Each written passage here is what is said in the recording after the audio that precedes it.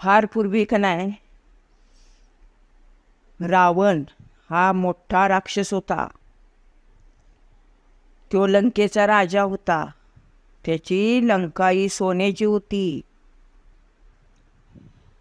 तर तो राक्षस जरी असला का नाही तर रावण एक फार मोठा शिवभक्त होता. शंकराची भक्ती अतिशय करायचा. असंच एकदा त्यानं भरपूर शंकराची तपश्चर्या केली. मी शंकराचं कैलासावर आसन हालायला लागलं. अतिशय भक्ती झाली रावणाची. मग शंकर त्याला प्रसन्न झाले महादेव, आणि प्रसन्न होऊन म्हणाले, रावणा तुझ्या तपश्चर्येवर मी खुश आहे, तुला पाहिजे तो वर मागून घे. मग रावणाने काय केले? रावण म्हणला, देवा महादेवा मला तुझा आत्मलिंग पाहिजे. आता महादेव मनात म्हणाले, आत्मलिंग याला कसं द्यायचं? तरी पण आता वर दिलाय आपण त्याला. होय म्हणले. बर म्हणतात. शंकर म्हणतात आत्मलिंग देतो, पण हे आत्मलिंग तू घेऊन जा आणि जिथं स्थापन करशील त्याच वेळेला हे आत्मलिंग जमिनीवर ठेव. तू ज्या ठिकाणी स्थापन करणार आहेस त्या ठिकाणी जायसपर्यंत हे आत्मलिंग जमिनीवर ठेवायचं नाही. रावण बर म्हणाला. मग शंकराने त्याला आत्मलिंग देते. शंकर तो असा हातात घेऊन निघाला. चालत चालत चालत चालत निघाला. बऱ्याच अंतरावर गेल्यावर त्याला लघुशंका लागते, म्हणजे लघवीला येतं. मग तो काय करतो? इकडं तिकडं बघतो. महादेवानी तर सांगितले आत्मलिंग खाली ठेवायचं नाही. मला तर लघुशंका आल्या, आता काय करायचं? तेवढ्यात त्याला एक गुराखी दिसतो. गुराखी गाई राखत असतो. गुराखी दिसतो. मग तो गुराखायला म्हणतो, ए मुला इकडे ये, इकडे ये. तर तो गुराखी दुसरा तिसरा कोणी नसून श्री गणेश असतात. सगळ्या देवांना कळतं शंकर जेवढा भोळा असतो तेवढाच तो कडक असतो.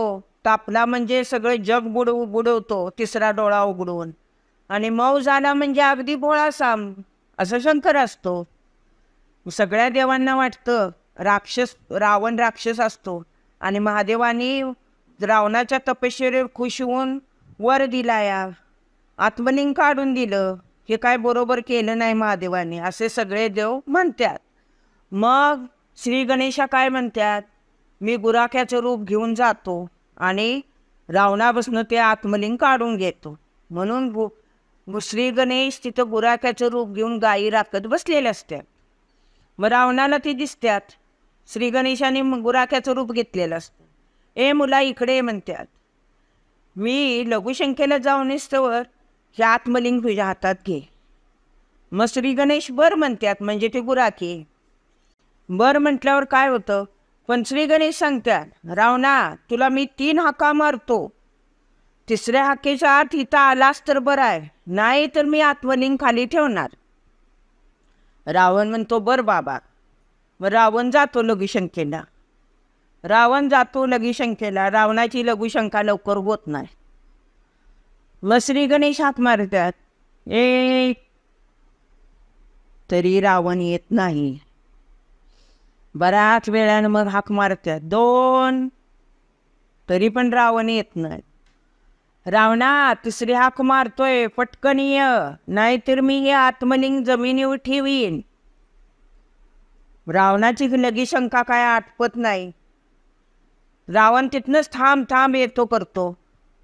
तेवढ्यात श्री गणेश म्हणतात, 3 रावणा मी हे आत्मलिंग खाली ठेवलं, असं म्हणून श्री गणेश आत्मलिंग खाली ठेवतात. तेवढ्यात रावण पळत पळत येतो आणि आत्मलिंग घ्यायला जातो.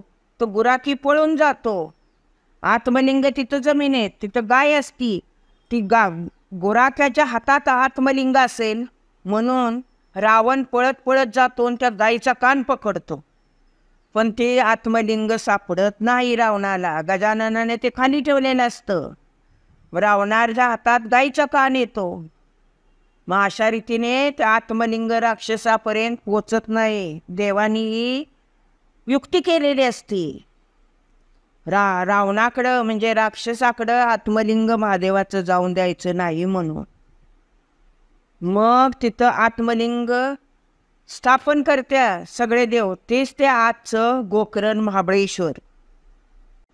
शेवटी रावणाला आत्मलिंग मिळत नाही. तो आपल्या लंकेला निघून जातो. मग आता सध्याचं जे ठिकाण आहे का नाही चिऊ, ते गोकर्ण महाबळेश्वर. देवानं अशी युक्ती करून ते आत्मलिंग आपल्याजवळ ठेवलं, राक्षसाकडे जाऊन दिलं नाही. आवडली गोष्ट चिऊ? आजी छान छान आहे, मला खूप आवडली. आणखी सांग ना.